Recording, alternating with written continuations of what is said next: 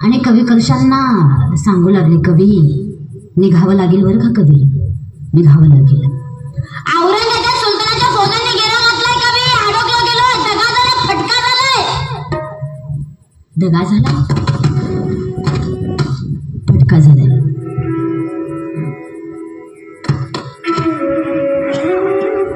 अरे कोण आहे तो बदमाश? कोणी सांगितलं तुला औरंगजेबाला? कवी जाऊ देत ना, जा कवी जा, राजांना उठवा कवी, निघावं लागेल कवी, निघावं लागेल.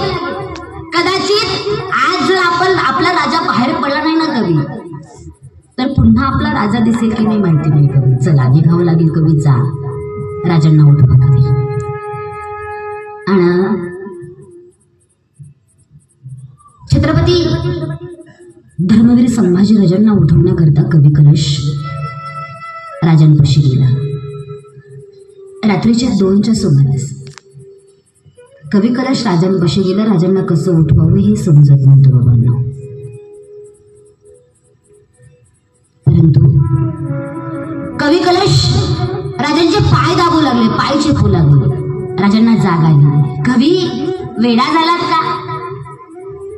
रात्रीचे 1 वाजलेत कवी.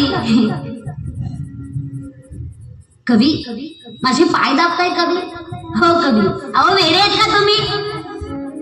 अहो हत्तीच्या अंबारीत फिरणारा राजा आहे हा कवी, घोड्यावरती फिरणारा राजा आहे हा कवी. आमचे कशाला पाय दुखतायत कवी? कवी काय झाले सांगा कवी. राज निघावं लागेल ना आत्ताच्या वक्ताला. कवी वेडे झालात का? सकाळच्या वक्ताला निघूयात. रात्रीचे 1 ते 2 वाजलेत कवी, सकाळच्या वक्ताला निघूयात कवी. असं करू नका. नाही राज, मान्य करा ना राज, आत्ताच निघावं लागतोय म्हणतोय ना राज मी. नाही कवी. काय झालंय कवी नेमकं सांगा कवी. कधी तुम्ही असं आमच्यापाशी येत नाही, आमचे हात पाय चेपून देत नाही कवी. त्याच्या पाठीमागं काहीतरी कारण असेल कवी. सांगा ना कवी काय झाले. तेवढ्यात कवी कलशाच्या तोंडातून शब्द फुटला गेला, राज अडकलं गेलं. राज औरंगजेबाच्या सुलतानाच्या फौजांनी घेरा घातलाय. राज औरंगजेबाच्या सुलतानाच्या फौजांनी घेरा घातला कवी. अरे अरे कोणी सांगितलं औरंगजेबाला? कोणी बातमी दिली? कोण आहे तो बदमाश? अरे कोण आहे तो? आपली गुलामी करत असताना तिकडे चाकरी करायला गेला. जाऊ द्यात ना राज, काय करायचं राज, आपण निघावं राज. चला ना राज, निघूयात राज. नाही कवी नाही, समजलं पाहिजे कवी मला. कोण आहे तो सांगा कवी, सांगा तो कोण आहे ज्याला औरंगजेबाला बातमी दिली. तेवढ्याच कवी कलशांच्या तोंडातून शब्द फुटला गेला, राज तुमचा संगम एवढा गुरुजी शिरके. हे कवी अरे वेडा आहेस का बाबा? अरे गणोजी नाही करणार असं. अरे माझ्या बायकोचा सख्खा भाव आहे कवी तो. अरे गणोजी नाही, दुसरं नाव सांगा कवी. मान्य नाही, नाही राज, मान्य करा ना राज, मान्य करा. गणोजी दगा फटका गणोजीने केला राज. बदमाश निघाला राजा गणोजी. चला राजा निघावं लागेल राज. ए हिंदूंनो ऐका बाबा माझं वाक्य. बाबा ज्या वेळेस माझ्या राजाला कळलं ना औरंगजेबाच्या सुलतानाच्या फौजांनी घेरा घातलाय, त्यावेळेस माझ्या राजाला काही वाटलं नाही. परंतु ज्या वेळेस माझ्या राजाला कळलं ना रे आपल्यातल्यांनीच कुणीतरी आपल्याशी गद्दारी केली, त्यावेळेस वाघासारखा राजा माझा खाली बसला. 10 लोक माझा रडला राजा, 10 लोक माझा राजा रडला. कसं बसं कवी कलशांनी राजांना घोड्यावरती बसवलं. संताजी होते, धनाजी होते. संताजी धनाजीचा पुढे घोडा निघालाय, मध्यंतरी कवी कलशांचा घोडा राजांचा घोडा निघालाय, पाठीमागं कवी कलशांचा घोडा निघालेत. राजा निघालेत. तेवढ्यात औरंगजेबाच्या सुलतानाची फौजा आल्या. एक बाण आला, पर्ची आले, ढाली आल्या, तलवारी आल्या. एक बाण आला तो कवी कलशांच्या पाठीमध्ये बसला. कवी कलश घोड्यावरून उलटून खाली पडले. रक्ताच्या थोड्याने कवी कलश राजांना मागं डोकावून पाहिलं तर कवी कलश रक्ताच्या थारोळ्यामध्ये कोसळले. राजांनी पाठीमागं फिरले. राजांनी कवी कलशांना मांडीवरती घेतलं. कवी चला, कवी निघावं लागेल कवी. राज जातो मी राज, लाखो मिळे तरी चालतील राज, परंतु लाखोचा पोषण ना जाता नाही कामा राज, जातो मी राज जा. ए कवी, अरे हे माझ्या मला बाळाने नाही शिकवलं कवी, हे माझ्या मला आऊसाहेबांनी नाही शिकवलं कवी, हे माझ्या शहाजी राजांना नाही शिकवलं कवी मला. ए कवी, जगलोत ना तर सोबत जगू आणि मरलोत ना तर सोबत मरू. शेवटच्या क्षणापर्यंत कवी कलशांची शंभू राजांची मैत्री तुटलेली बघा. मैत्री असावी कवी कलशांसारखी असावी, मला शंभू राजांसारखी असावी बघा. तेवढ्यात औरंगजेबाच्या फौजांनी सुलतानाच्या फौजांनी घेरा घातला. एक एक एक एक बाण आले, तलवारी आले, सब सब सब सब झाले. अडकला गेला हिंदूंचा राजा, अडकला गेला. आणि शेवटी तो साखळदंड आला बरं का. आणि त्या साखळदंडाला ना बाबाजी टोचणाऱ्या बोचणाऱ्या तलवारीच्या धारधार अशा पाती होत्या त्या साखळदंडाला. तो साखळदंड असा वरतून टाकण्यात आला, तसा तो साखळदंड वरतून टाकला रे बाबांना. तसा तो साखळदंड ओर पडत खरचटत माझ्या राजांच्या अंगामध्ये त्या तलवारीच्या पाती घुसायच्या. सर्र आवाज यायचा. माझ्या राजांच्या तोंडातून एकच आवाज यायचा, जगदंब जगदंब. शांत राजा. त्या साखळदंडाला असं आवळण्यात आलं. जसं त्या साखळदंडाला आवळलं ना, तसं त्या टोचणाऱ्या बोचणाऱ्या तलवारीच्या पाठी माझ्या राजाच्या अंगामध्ये घुसायच्या. सर्र आवाज यायचा, जगदंब जगदंब. माझ्या राजाला ना रे बाबांनो उंटाच्या पायाला माझ्या राजाला बांधण्यात आलं. कोणीतरी यायचं, त्या उंटाची शेपूट विरघळायचं. उंटाची शेपूट विरघळल्याबरोबर तो उंट थयात थया नाचायचा आणि त्या टोचणाऱ्या तलवारीच्या पाठी माझ्या राजाच्या अंगात घुसायच्या. जगदंब आवाज यायचा. शांत राजा, शांत राजा. अरे वरात काढण्यात आली माझ्या राजाची. कोणीतरी यायचं बाबा, माझ्या राजाच्या अंगावरती खकारा टाकायचं, कोणी थुंकायचं, कोणी वाळू टाकायचं, कोणी माती टाकायचं. अशी अशी अशी गावातून वरात काढण्यात आली माझ्या राजाची. अरे कोणी कोणी करतो, कोणी कोणाच्या घरावरती उभं राहून पाहत होतं, कोणी कोणाच्या दारामध्ये उभं राहून पाहत होतं. बघा रे बघा, त्या हिंदूच्या राजाची वरात निघाली रे बघा, सगळ्यांनी बघा. अडकला गेला माझा राजा, अडकला गेला. आणि त्या औरंगाच्या महालामध्ये माझ्या राजांना आणण्यात आलं बरं का. धावता प्रसंग तुमच्या समोर मांडे बाबांनो. आणि जसं का औरंगेनं माझ्या राजाला पाहिलं ना, त्या औरंगेनं असे दोन्ही भावले आणि औरंगे बोलता झाला, वा पर्वती गाय वा, अखिल अखिल अखिल मैं दखन का चुहा मेरे से गंज में आएगा. क्यों क्यों क्यों शंभू बोल, इस्लाम मंजूर है, होतोच का मुसलमान. कदापि शक्य नाही. माझा धर्म माझा प्राण आहे, माझा धर्म माझी भक्ती आहे, माझा धर्म माझा आस्था आहे. एक वेळ प्राण सोडेल पण माझा धर्म सोडणार नाही. त्याला धर्मवीर संभाजीराजे म्हणतात, त्याला धर्मवीर संभाजीराजे. औरंगजेबाला राग आला बाबांनो. औरंगजेबाला सांगितलं, एक काढालो रे उसकी जुबान. जीभ काढण्याचा संदेश, जीभ काढायची.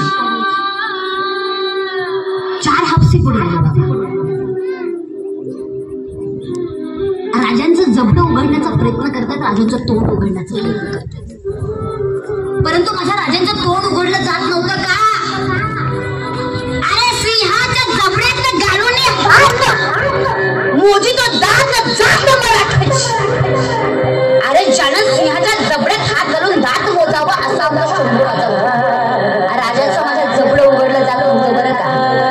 4 हापसे पुढे आले. एक हातोडा घेतला, राजांच्या केसाला धरलं. माझ्या राजाला असं वाकवण्यात आलं. हातोडा घेतला आणि सप वार झाला मस्तकावर. सप वार झाल्याबरोबर जगदंब आवाज आला. एक सांडशी अशी आतमध्ये गेली, त्या सांडशीमध्ये अशी जीभ पकडली आणि एक वीत जीभ बाहेर उडली. किती? एक वीत. आणि त्या जिभेकडे माझा शंभू राजा पाहत होता आणि त्या जिभेकडे पाहून माझा राजा विचार करत होता की अरे या जिभेने लिहिला भूतभूषण ग्रंथ, आज माझी मला जीभ सोडून निघून चालली. पुन्हा विचारण्यात आलं की शंभू होतोस का मुसलमान, इस्लाम मंजूर है. माझ्या राजानं डोळ्यानं खोलून सांगितलंय कदापि शक्य नाही. चमचमती तलवार आली, सपवार झाला, तलवारी बरोबर जीभच उडून पडली. रक्ताच्या थारोळ्याने राजा मागला, रक्ताचे पाट वाहू लागले आणि या हिंदूंचा राजा ना मुका झाला.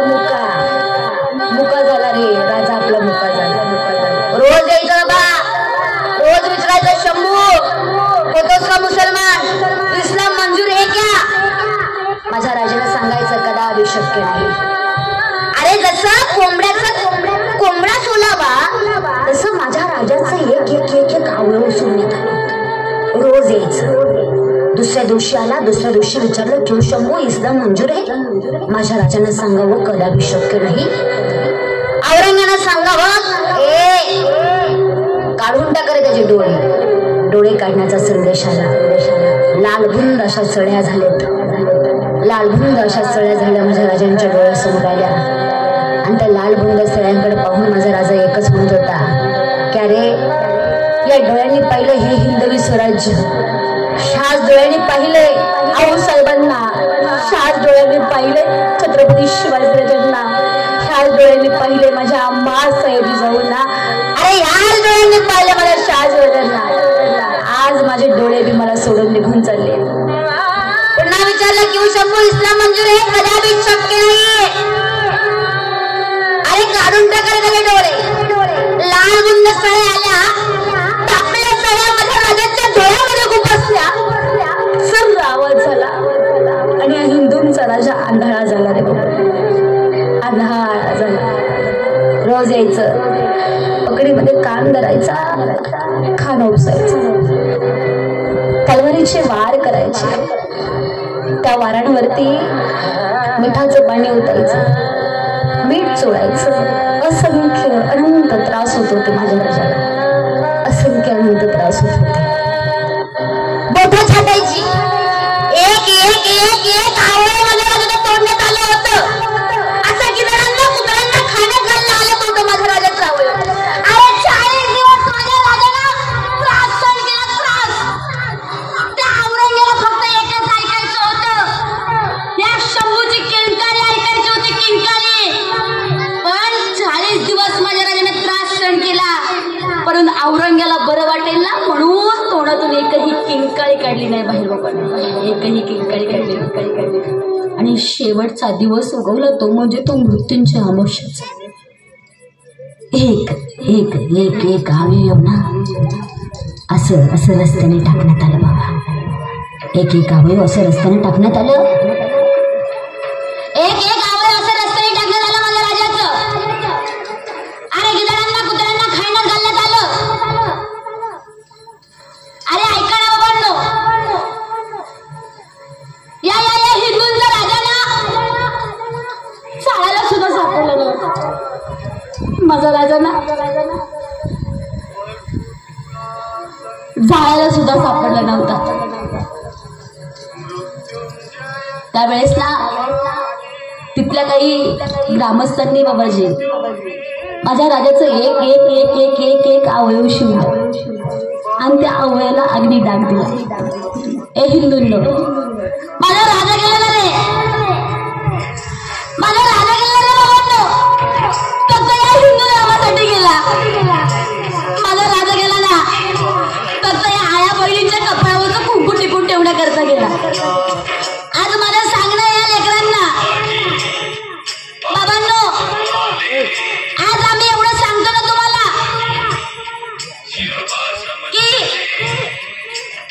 हिंदू धर्मासाठी उठून बेटा, हिंदू धर्मासाठी उठून बेटा.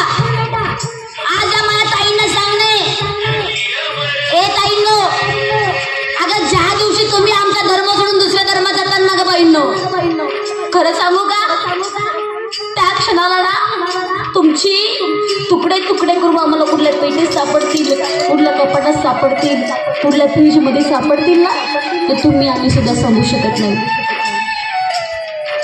अरे आज लव जिहाद असे प्रकरण घडतात बाबांनो. तुम्ही कधी ऐकले का? लव जिहाद प्रकरण झाले बाबाजी. त्या धर्माचा मुलगी आणि आपल्या धर्माचा मुलगा लव जिहाद प्रकरण घडले. कधी ऐकलं का? नाही होणार बाबांनो. त्यांना त्यांच्या धर्माचा गर्व आहे, त्यांना त्यांच्या धर्माचा अभिमान आहे. अरे त्यांच्या मुली गुरखा घातल्याशिवाय बाहेर पडत नाही का? त्यांच्या संस्कृतीचा त्यांना अभिमान आहे, त्यांच्या धर्माला त्यांना अभिमान आहे. आज आपल्या मुलींची फॅशन निघाली, आपल्या मुलींच्या ओढण्या सुद्धा त्यांच्या अंगावरती राहिल्या नाही. आणि आज अन्य अत्याचार होतात ना दादा, एकमेव कारण आहे, आपल्या आई वडिलांनी आपल्या मुलींचे कपडे बदलले. अरे फॅशनच्या जागेवर संस्कृती आपल्या लेकरांना शिकवा, धर्म आपल्या लेकरांना शिकवा, आपल्या मुलींना शिकवा. त्या क्षणाला आपल्या मुलींना अन्य अत्याचार न झाला पाहिजे. त्या ताईंना मला सांगण्यात, ताईंनो आपल्या नजरेत तेवढी ताकद ठेवायची ना ग, आपल्या नजरेत तेवढी ताकद ठेवायची ना ग, की आपल्याकडे समोरच्याला पाहिलं बरोबर त्याची नजर खाली वाकली पाहिजे ना, एवढी मुलींच्या नजरेमध्ये ताकद असते. एवढी आपल्या नजरेमध्ये धमक असली पाहिजे की समोरचा आपल्या नजरेखाली वाकला पाहिजे. अरे झाशीची राणी झाली, अरे माझ्या आईला वय झाली, अरे माझे जिजाऊ महासाहेब झाल्या, का झाल्या बाबा? त्याचा विचार तुम्ही आम्ही केला पाहिजे. आणि या दादांना सांगणे, दादांना धर्मासाठी लग्न. आजकाल काय झालं माहितीये का? आज धर्मासाठी जगायचं सोडून दिलं, परंतु आज जातीवादी जास्त झाले. अरे जातीवाद करू नका तुम्ही, या धर्मासाठी लढून पेटा. उठा ना, या धर्मासाठी उठून पेटा ना बाबांनो, धर्मासाठी लढा. आज आपल्या हिंदू धर्माच्या प्रत्येक लेकराच्या कपाळावरती ना टिळा पाहिजे, कारण या टिळ्यासाठी माझा राजा गेला, हे कुंकू टिकून ठेवण्याकरता माझा राजा गेला, हे लक्षात ठेवा. आज माझं सांगण्याचा भगवंताला बाबाजी, आपण म्हणतो ते माझ्या जगद्गुरु तुकोबारायांना विमान नेला आलं होतं, बरोबर, गरुड नेला आलं होतं. माझ्या आदिशक्ती मुक्ताई विजेच्या कडकडामध्ये आकाशामध्ये लुप्त झाल्या. त्यांचा त्याग माझ्या देवाला कळाला, त्यांचा त्याग माझ्या भगवंताला कळाला. पण सांगा ना तुम्ही मला, काय पाप केलं होतं माझ्या राजाने? धर्मासाठी तर जगला होता ना माझा राजा, या आया बहिणींच्या कपाळावरचं कुंकू ठिपवण्यासाठी तर जगला होता ना माझा राजा. मग माझ्या राजाचा त्याग का त्या देवाला कळाला नाही? का देवानं माझ्या राजाला एवढा यातना दिला? का माझ्या देवानं माझ्या राजाला एवढा त्रास दिला? त्यात भगवंताला प्रश्न असेल माझा. आणि त्या क्षणाला माझ्या शंभू राजाला सुद्धा माझ्या भगवंताने घेऊन जायला पाहिजे होतं. एवढा त्रास अन्याय सहन केला माझ्या राजानं. परंतु खरं सांगू का, अरे तो औरंग्या सुद्धा माझ्या राजाच्या समोर झुकला होता बाबांनो. आणि त्या औरंग्याला सुद्धा म्हणावं लागलं होतं, ए खुदा, अरे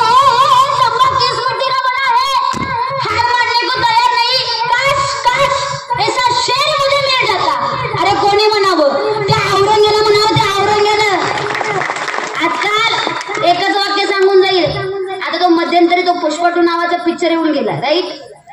आणि तुला जर झुकेगा नाही साला डायलॉग ऐकल्यानंतर आजकालच्या लेकरांना बरं वाटायला लागलं होतं. तो पुष्पा त्या लेकरांचा आदर्श की नाही मला माहिती नाही, परंतु दादांनो ऐका, अरे वयाच्या 32व्या वर्षी डोक्याच्या केसापासून